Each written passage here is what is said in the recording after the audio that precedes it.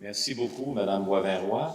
Alors, je vous invite à prendre un fauteuil et j'invite les docteurs Reynaud et Massé à faire de même, de sorte qu'ils puissent être disponibles pour répondre à vos questions ou réagir à vos suggestions et commentaires. Monsieur Rayside, si ma mémoire est bonne.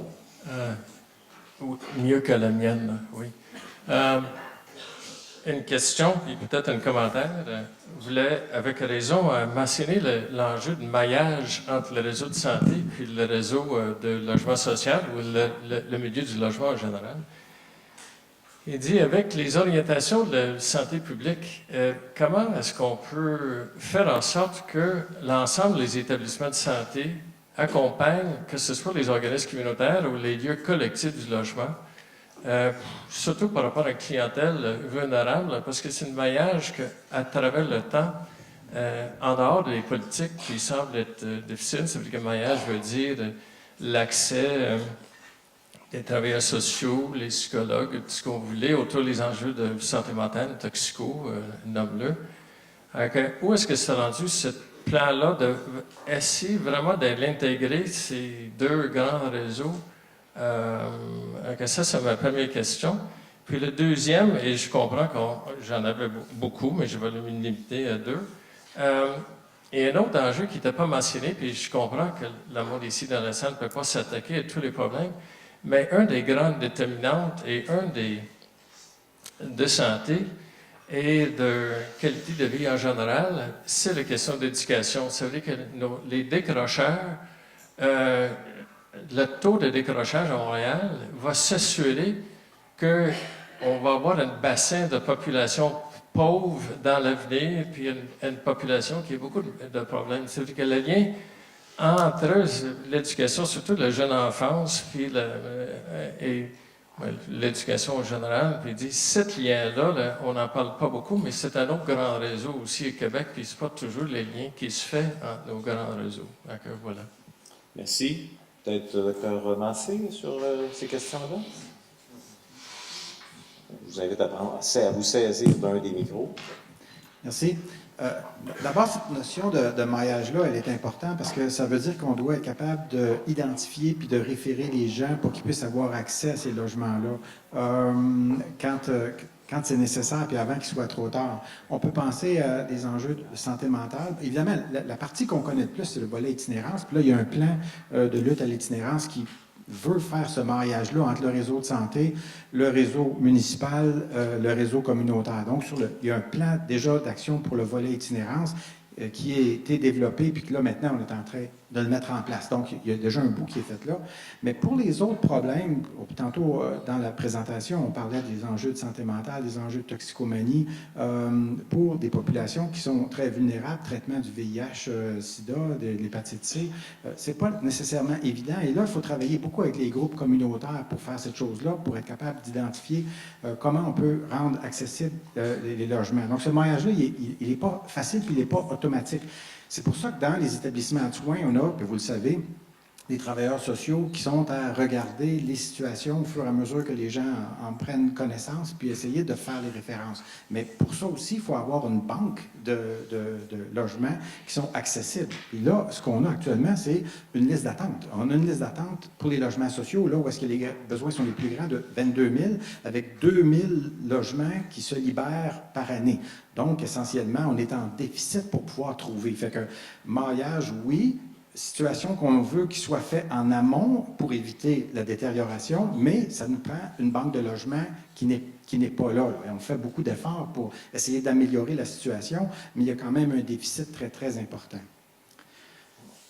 Puis peut-être que Marie-France voudra compléter. Pour ce qui est le volet du décrochage, vous avez tout à fait raison, c'est un enjeu qui est patent. On en a parlé quand on parlait de la réussite scolaire.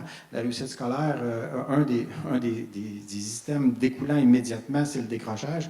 Et puis, je pense que si on n'est pas capable d'avoir des logements qui sont accessibles puis salubres, on accroît les problèmes sociaux, incluant le décrochage scolaire. Une des choses qu'on fait, Et puis Denise Fortin est juste devant moi. Mais j'ai parlé tantôt des tables de quartier. On a 29 tables de quartier, j'ai fait allusion aussi, pour lequel on veut essayer de faire ce maillage-là, justement. Il y a vraiment des gens au niveau du terrain qui identifient les problèmes puis les besoins de logement. C'est pas spécifique à des populations vulnérables ou des gens qui consultent le réseau de santé. C'est des situations plus générales, mais ça les inclut. Et là, on a vraiment tous ensemble pris un engagement pour un deuxième cycle de ces tables de quartier-là. Et parmi les enjeux qui sont priorisés, chaque table, dans le fond, amène leurs priorités, mais plusieurs ont identifié le logement puis l'accessibilité au logement abordable comme étant un point crucial. Et nous, on pense qu'on doit continuer ce genre de travail de terrain-là qui doit être fait. Merci. Je ne crois pas avoir d'intervention. Oui? Oui. Allez-y. François Sagnan, je ne ferai plus. D'abord, je me réjouis de ce rapport-là. Pour moi, ça va être un outil précieux dans la conjoncture qu'on connaît présentement, c'est-à-dire autant d'élections fédérales que de révision des programmes d'habitation au gouvernement québécois. Deux remarques. La première, une correction, Dr. Massé, sur le budget de la Société canadienne d'hypothèque et de logement et les sommes qui vont à de nouveaux logements. Le budget de la Société canadienne est d'à peu près à 2 milliards de dollars, sauf que là-dessus, il y en a 1,7 milliard de dollars qui va aux logements sociaux déjà listants. Et par ailleurs, cette somme-là, d'ailleurs, c'est un des gros enjeux de l'élection fédérale, en tout cas dans le domaine de l'habitation. Ce 1,7 milliard-là réduit d'année en année, compte tenu de la fin des ententes actuelles de financement.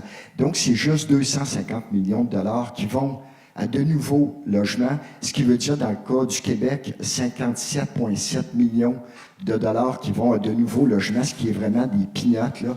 Si tu mettais tout ça dans le programme de développement de logement social et communautaire, Axiologie, ça donnera moins de 700 logements à l'échelle de tout le Québec. Donc, c'est vraiment des sommes qui sont ridicules. Deuxième point, c'est à la fois une remarque et une question. C'est la question des personnes seules. Je suis tout à fait d'accord pour qu'on se penche sur la situation des familles avec enfants et des aînés. Je pense que c'est extrêmement important de se pencher là-dessus. Mais je pense qu'une situation qui est réellement préoccupante aussi, c'est celle des personnes seules. C'est à l'échelle du Québec maintenant la moitié des ménages locataires qui sont des personnes seules. À Montréal, c'est un petit peu moins que ça. Et parmi les ménages qui paient plus de 30 et surtout plus de 50 et plus de 80%, les personnes seules sont surreprésentées. Donc, j'aimerais savoir si vous pensez que ça pourrait être un champ d'expertise, de recherche, cette situation-là des personnes seules. Et on sait souvent que les personnes seules sont les grandes oubliées des politiques publiques. Merci. Je vous donne la parole. Madame Boivin-Roy, si vous voulez intervenir, vous n'avez qu'à prendre le micro. Madame Reynaud? Oui, je pense qu'à la Direction de santé publique, on est bien conscient du problème des personnes seules à l'aide sociale, notamment. On l'a souligné plusieurs fois. C'est effectivement un champ de recherche à investir, il n'y a aucun doute. Ce qu'on a constaté en faisant ce rapport-là, c'est que si on se comparait par exemple à ce qui se passe dans les pays scandinaves ou dans le Royaume-Uni, on a relativement très peu de chercheurs, en fait, dans le domaine de l'habitation. Des housing studies, il n'y en a pas beaucoup. On a essayé d'identifier là, les personnes qui étaient connaissantes, mais c'est sûr qu'il y aurait un chantier de recherche à faire là avec des housing studies qui prennent en compte tous ces enjeux-là.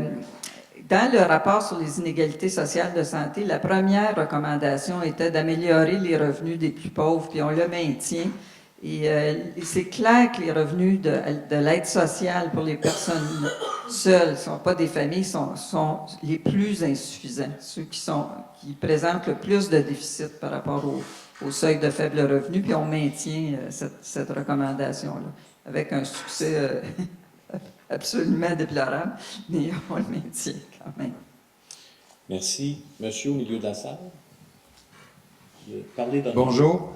Éric Michaud du comité logement Ville-Marie. Félicitations pour le rapport et la belle couverture.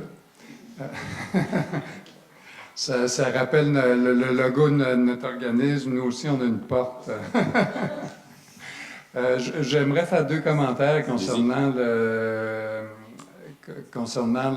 votre rapport. Dans un premier temps, mentionner qu'on est très préoccupés, nous aussi, par l'accès au logement pour les familles et les personnes seules dans le centre-ville, en particulier à cause du coût très élevé des terrains, et qu'il est important de saisir toutes les opportunités qui se présentent à nous d'avoir accès à des terrains pour développer des projets de logement sociaux et communautaires, et en particulier, saisir l'occasion qui nous est offerte dans le cadre de la présentation aujourd'hui dans la salle du nouveau CHUM pour insister sur le fait qu'on a actuellement à Montréal des opportunités particulières qui nous sont offertes par la réalisation des grands centres hospitaliers et le dégagement de plusieurs terrains et bâtiments dans le centre-ville. Je pense entre autres à aux bâtiments excédentaires de l'hôpital Notre-Dame, qui vont des pavillons de recherche dont les activités vont déménager ici. Également l'hôpital de Montréal pour enfants. Également il y a également l'ancien CHSLD Jacques Vigée. Et finalement, on vient d'apprendre récemment que le gouvernement a l'intention de mettre en vente l'ancien bâtiment de l'Agence de santé et services sociaux. Donc, je pense que c'est toutes des opportunités dont il faut se saisir et saisir ces leviers-là pour développer des projets de logement qui vont répondre aux besoins de la population du centre-ville, en particulier les familles.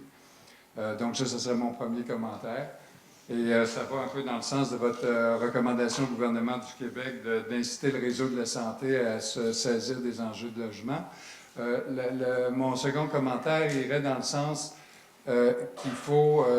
nous, on est préoccupés actuellement avec les mesures d'austérité et toutes les mesures du gouvernement du Québec, notamment, sur le financement des organismes de défense collective des droits. Vous avez parlé des tables de concertation au niveau local. Mais les comités logement en particulier sont des organismes de première ligne qui permettent de répondre à la population puis d'accueillir les ménages vulnérables. Le financement de ces organismes-là est à risque actuellement et donc c'est quelque chose à prendre en compte. Et un autre niveau de préoccupation en plus du financement, c'est la loi sur le lobbyisme. Qui veut imposer à tous les OSBL du Québec les mêmes règles que les grandes entreprises privées, nous soumettre à la loi sur le registre des lobbyismes. Et ça va avoir un impact très important sur notre capacité à accomplir notre mission. Merci de nous le rappeler. Sur la suggestion qui a été faite de la réutilisation des bâtiments... Dans le rapport, on fait référence à le fait de garder ce qu'on appelle une réserve foncière pour être capable d'utiliser ces ressources-là pour favoriser le développement des personnes qui en ont plus de besoin. Donc, c'est pas seulement des HLM, ça peut être des coopératives, ça peut être différentes formules qui permettent du logement abordable, donc plus large comme spectre. Donc, l'objectif qu'on voulait effectivement, c'est d'avoir un levier pour pouvoir discuter, négocier, en disant si on laisse aller certains terrains, il faudrait qu'il y ait des conditions qui y soient associées. Vous y avez fait référence dans votre allocution pour la stratégie d'inclusion. On pense que ça, c'est une chose essentielle, que si on vend quelque chose, il y a aussi une responsabilité sociale qui va avec, et puis ça inclut le fait de pouvoir prévoir, obliger même qu'il y ait une proportion des constructions qui soient abordables et puis qui soient disponibles pour une mixité sociale. Donc, ça va dans le sens de ce que vous proposez. Madame? Bonjour, Maude Bégin-Godette du regroupement des comités logements et associations de locataires du Québec. Bien, tout d'abord, je tiens à vous féliciter pour le rapport parce que ça va vraiment appuyer les dires qu'on porte depuis vraiment plusieurs années sur la question du logement et la santé. Les éléments qu'on retrouvait aujourd'hui font écho à ce qu'on interpelle depuis plusieurs années. Par contre, dans le rapport, on ne peut que remarquer à quel point le gouvernement du Québec est peu sollicité au niveau des recommandations. Et pourtant, le gouvernement du Québec, entre autres en la personne du ministre Moreau, qui est pourtant absent aujourd'hui et qui est beaucoup absent des questions de logement de façon générale, a un pouvoir très grand au niveau de la protection des ménages locatifs, les ménages locatifs les plus défavorisés, et au niveau de la protection du parc locatif également. Il faut aussi rappeler que la Régie du logement a aussi un rôle important à jouer au niveau de la protection des ménages locataires. Donc, ça aurait été bien qu'il y aurait des recommandations qui leur auraient été adressées de façon plus spécifique quand on pense, entre autres, au niveau du Code du logement de façon générale, mais également au niveau du contrôle des loyers. Il y a quelques éléments dans le rapport sur la réglementation du marché locatif, mais il aurait peut-être fallu aller un petit pas de plus en insistant sur le fait que le gouvernement du Québec a un rôle important à jouer au niveau du contrôle des loyers, et ce qui ferait écho, entre autres, à l'ensemble des dires que vous avez apportés aujourd'hui. Je dois juste dire, on vous a dit que les recommandations étaient générales. On ne voulait pas rentrer dans chacune des analyses des mesures fiscales parce que ça dépassait vraiment là où est-ce qu'on voulait aller. Par contre, c'est clair que quand on parle d'une politique de l'habitation, ça inclut beaucoup de ces mesures-là qui doivent être évaluées pour voir lesquelles et comment. Mais nous, on ne voulait pas se mettre à ce stade-ci à discuter chacune des mesures, mais plutôt dire on a besoin absolument d'une politique. Et là, on interpelle le gouvernement du Québec à cet effet. Merci. Madame? Bonjour, Louise Constantin de la Fédération des coopératives d'habitation intermunicipale du Montréal métropolitain, la FUCHIM. Moi, je vais vous dire que quand j'étais étudiante, j'ai collaboré à une étude financée par Santé Canada et parrainée par le service aux collectivités de l'Université de Montréal, justement sur le lien entre logement et santé. Et si ma mémoire est bonne, c'était aussi en collaboration avec un groupe de ressources techniques où travaillait M. Christian Champagne. Alors, on est plusieurs ici, François Saillant en parlait, qui militons depuis très longtemps pour le logement. On est toujours là. Je ne sais pas, c'est une forme de résilience. Mais en même temps, je dois dire que c'est lassant de toujours répéter les mêmes choses.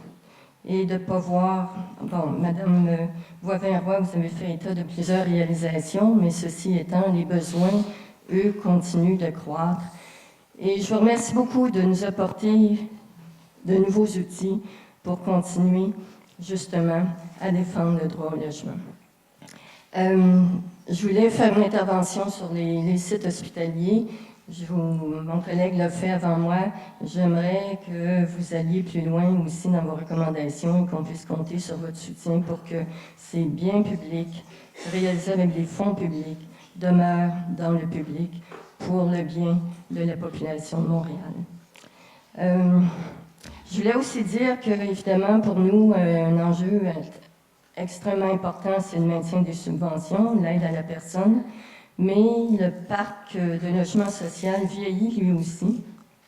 Et pendant que dans le locatif, on constate des besoins croissants de rénovation, on en constate aussi maintenant dans le patrimoine du logement social. Et ça aussi, ça fait partie de nos demandes, que les gouvernements se responsabilisent pour le maintien et la protection du parc existant. Merci beaucoup. Une intervention, Pamela? Ah, c'est madame, allez-y. France Aymon, la table de quartier de Saint-Michel, Vivre Saint-Michel en santé. J'irais dans le même sens de Maude Bégin-Godette du regroupement des comités de logement. En effet, quand on voit une augmentation des loyers de 38 %, je me réjouis de cette demande d'une politique d'habitation, mais je pense qu'il faut y aller concrètement avec des mesures. Et à ce moment-là, le contrôle obligatoire des loyers me semble être une mesure qui serait efficace parce qu'on a seulement 10 % de logements sociaux. Et même si on se met en chantier immédiatement pour se rendre jusqu'aux 20 %, entre-temps, il y a des gens qui ont besoin de pouvoir souffler un peu au niveau de leurs revenus. On a dit aussi qu'il n'y avait aucun logement de 3 chambres à coucher et plus à 700 $ ou moins, donc il y a des familles qui ne peuvent pas se loger. Dans ce cas-là, on serait peut-être rendu à une mesure comme un gel des loyers pour au moins ces grands logements-là, parce que les familles ont besoin de se loger. Puis si c'est vrai qu'on ne peut pas être en santé, qu'on ne peut pas avoir de réussite scolaire, quand on n'a pas un logement, qu'on n'est pas capable de payer, qu'on n'arrive pas à se nourrir, bien peut-être qu'à un moment donné, il faut aller un peu plus loin dans les mesures. Et à ce moment-là, il me semble qu'un contrôle des loyers, c'est un minimum. Merci beaucoup. Bonjour. Carole Poirier, députée d'Hochelaga Maisonneuve et porte-parole en habitation pour l'opposition. 3 sujets. l'abordabilité des logements, quand le salaire minimum est en dessous du seuil de faible revenu, eh bien, l'abordabilité, à mon avis, est justement questionnable. Vous faites un clin d'œil à cela, mais il n'y a aucune recommandation en lien avec l'abordabilité. Alors moi, j'aimerais ça vous entendre là-dessus. Et surtout, savoir qu'est-ce que c'est un logement abordable pour vous. On sait qu'actuellement, dans la campagne fédérale, on n'a pas l'air à faire la différence entre le social et l'abordable. Peut-être que vous pourriez leur dire aujourd'hui c'est quoi.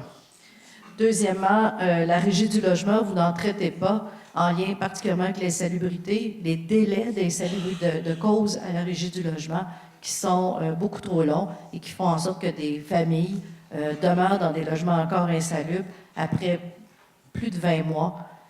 Et aussi, et là j'interpelle vous et la Ville, pourquoi lorsque la DSP dit que ce logement-là est insalubre, que ça ne devient pas justement la règle et que la Ville n'a pas besoin de passer par-dessus après pour dire que finalement, c'est pas assez insalubre pour elle. Troisièmement, Karine, je dois te dire que bravo pour ton courage de dénoncer Housing First. On ne l'a pas assez entendu.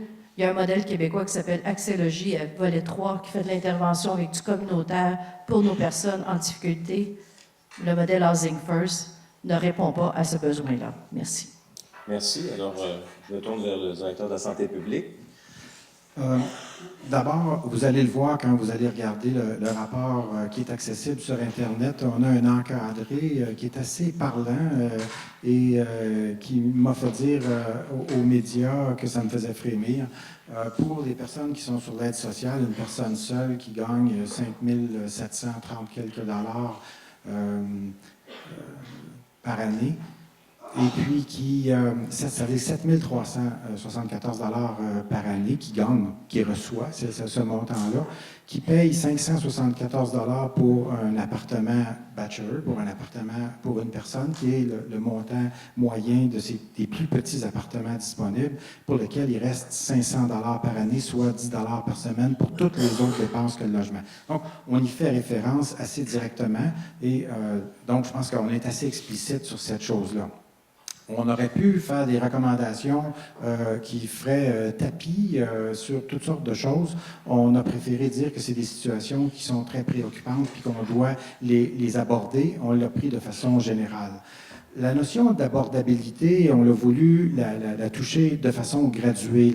La mesure qui est utilisée au niveau international, c'est 30 % du revenu brut, parce qu'on pense que les gens qui dépensent plus que ça ont un impact sur leur capacité pour les autres dépenses. On est bien conscient qu'il y a une différence dans les niveaux de salaire. 30 % quand on gagne 10 000 $ par année, c'est pas 30 % quand on en gagne 50 ou qu'on en gagne 150. Donc, on voit bien ça. Puis quand on parle de 30 % pour les propriétaires, généralement, les propriétaires ont des revenus pas mal plus élevés. Donc, on voit bien cette limite-là.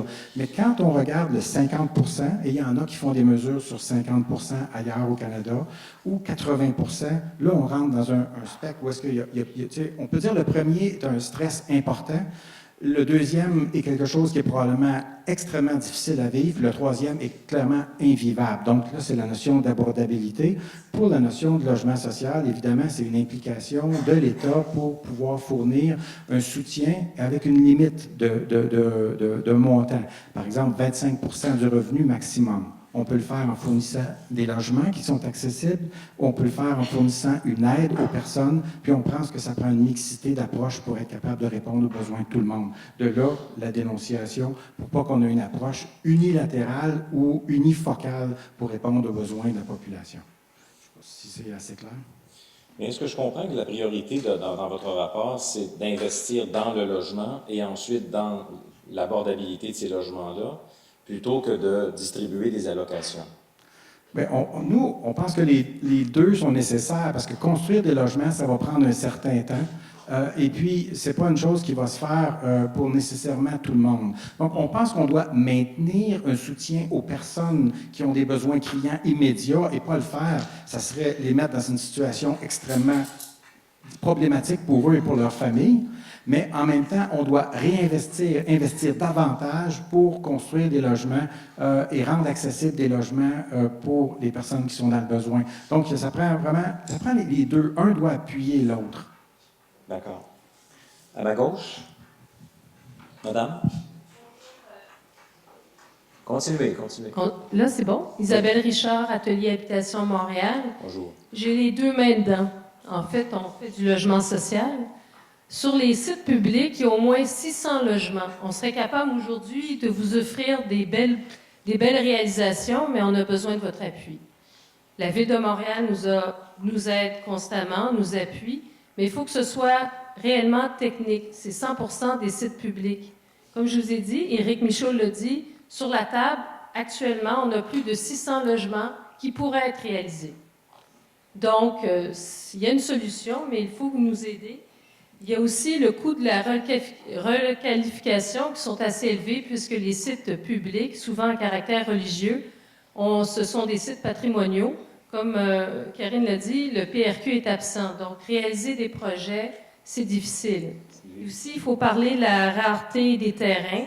Pour nous, négocier avec un propriétaire privé, c'est extrêmement difficile. Des termes de 3 mois, quand pour Accès Logis, ça nous prend 1 an pour pouvoir acheter, c'est impensable. On peut parler de création de logements, mais si on n'a pas les outils, on n'est pas capable de les faire. C'est technique, mais c'est la réalité. Et là, vous vous adressez à la Ville, au gouvernement du Québec, À la Ville, au gouvernement du Québec, c'est sûr, puisqu'on parle de sites publics qui sont sur le marché en ce moment. Oui. On négocie avec le gouvernement et c'est très difficile pour nous puisqu'on n'est pas capable d'offrir ce qu'ils espèrent. Nous, on peut offrir des montants beaucoup moins élevés que des montants estimés. Alors, on n'est pas sur le marché, on n'est pas compétitif. Pourtant, on est capable d'offrir une solution pour fournir le manque de logements. Donc, le gouvernement du Québec cherche des revenus et vous, vous cherchez des logements. Exactement. D'accord.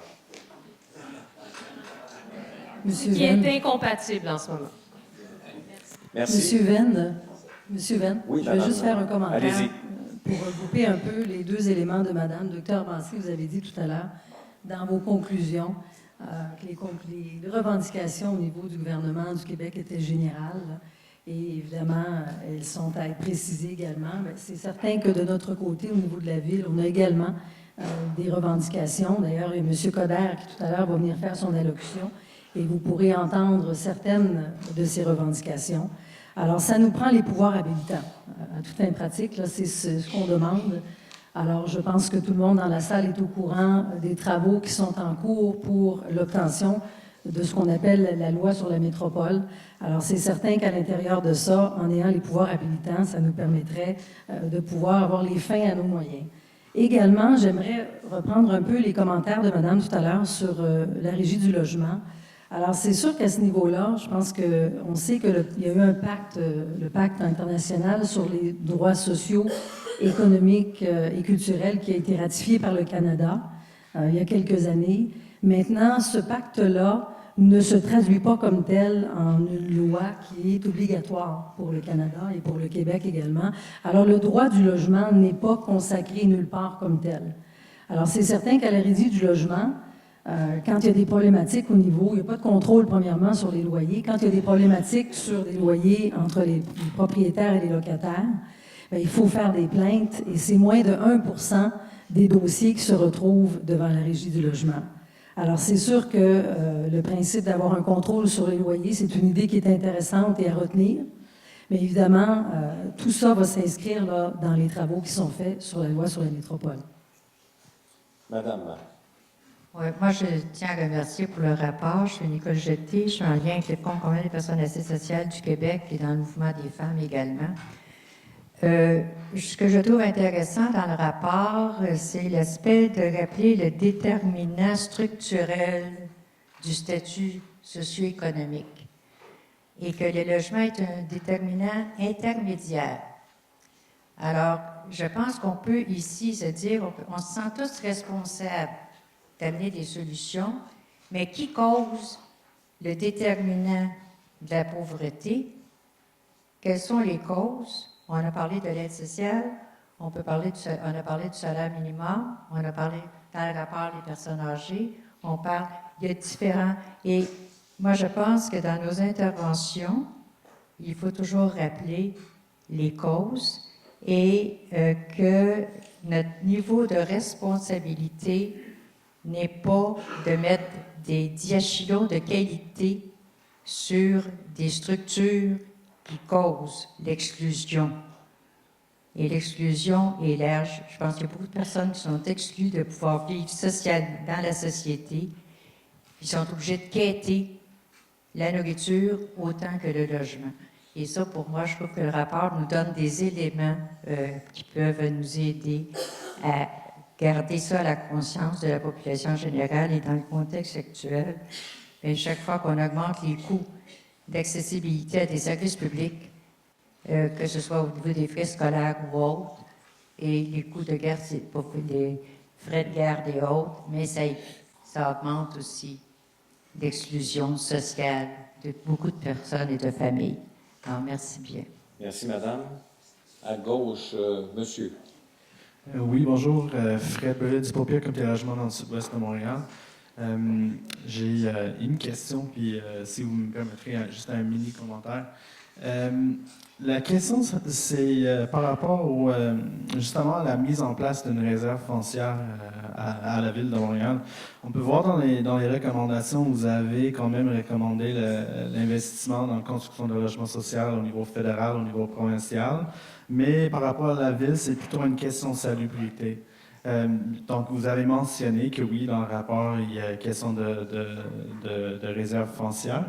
Mais est-ce que dans le rapport, il y a quand même est-ce que vous exigez auprès de la Ville qu'elle mette vraiment en place cette réserve de terrain? On a pu voir dans le dernier budget de la Ville de Montréal, il y avait effectivement, comme François l'a dit tantôt, par rapport à un autre palier de gouvernement, des peanuts pour cette réserve-là. Donc, vous, est-ce que vous avez pris ça en considération? Parce que quand même, ça permettrait le développement de beaucoup de logements sociaux, pas seulement sur les terrains publics, mais privés aussi. Et votre bref commentaire? Oui, donc il y a la question, là, puis la question se pose à la Ville aussi. Si oui, dans le rapport, ou pour les auteurs du rapport, vous trouvez ça pertinent comme idée, c'est quoi l'intention de la Ville par rapport à la mise en place de cette réserve foncière-là? Puis, le petit commentaire, c'est juste que parmi toutes les actions de la Ville, je ne pense pas qu'on peut considérer accès condo comme quelque chose qui permette aux personnes à faible revenu à se loger. Principalement, l'impact que ça a, c'est que les locataires de la SHDM payent plus cher pour subventionner l'acquisition de condos par la Ville qui conclut les ententes avec les développeurs privés. D'accord. Juste pour corriger. Donc, je me tourne vers le panel. Oui. Alors, c'est le premier rapport du directeur de santé publique sur le logement. Donc, il faut voir comme un work in progress. Là. Nous, on investit ce champ-là un peu plus.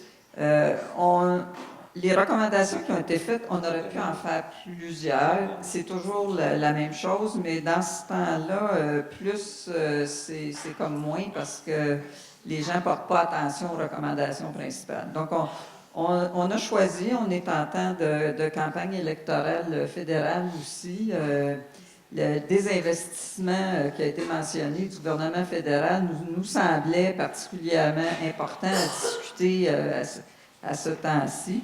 Pour ce qui est des réserves foncières, c'est présenté dans le rapport comme une avenue à explorer qu'on trouve intéressante. On n'en a pas fait une recommandation ferme comme la question du crédit fiscal particulier, tout ça. D'une part, on a besoin d'asseoir plus nos connaissances avant de faire des recommandations fermes. Nos connaissances étaient très suffisamment solides pour demander un réinvestissement dans le logement social. Pour les réserves foncières, il faut qu'on mange des croûtes encore là, avant de discuter de cette question-là. Mais c'est sûr que c'est une avenue qu'on a trouvée intéressante. Madame Boisvert-Roy. Monsieur, je vous dirais également pour les réserves foncières que c'est un work in progress également à la Ville de Montréal. Mais je profite de l'occasion pour vous faire un commentaire à vous et également à M. Rick Michaud. On va rejoindre vos commentaires de tout à l'heure. Il y a, je vous dirais, un investissement caché de la Ville de Montréal dans le logement social dont on n'entend pas souvent parler. Il s'agit de l'estimation des coûts d'opportunité de la vente des terrains municipaux pour des fins de logement social. Alors évidemment, il y a des terrains municipaux qui sont vendus Et ces terrains-là ne sont pas vendus à la juste valeur marchande. Et en 2013, là, si vous me permettez les chiffres, il y a pour 3 130 714 $ qui a été une perte de coût d'opportunité de la Ville. En 2014, 4 310 223 $. Et en 2015, on est rendu à 130 000. Alors donc, ça fait plus de 7 millions que la Ville, finalement, son coût d'opportunité, la Ville a laissé aller pour permettre des projets de logements sociaux. Alors, je pense que c'est important qu'on le mentionne également. C'est un autre accomplissement là, de la Ville de Montréal dans le cadre de l'outil. Merci. Je viens de voir arriver le maire de Montréal, M. Coderre. Merci d'être avec nous ce matin. Je vais prendre une dernière intervention avant la pause pour qu'après la pause, on puisse aborder la deuxième partie de notre matinée avec les candidats aux élections fédérales et la conclusion du maire de Montréal. Monsieur, c'est à vous la parole. Alors, Louis Letellier de Saint-Just, je suis avocat en droit de la santé, je suis président du conseil d'administration de Cactus Montréal, qui a été le premier programme d'échange de seringues en Amérique du Nord et qui intervient ici auprès d'une clientèle d'utilisateurs de drogues injectables au centre-ville de Montréal.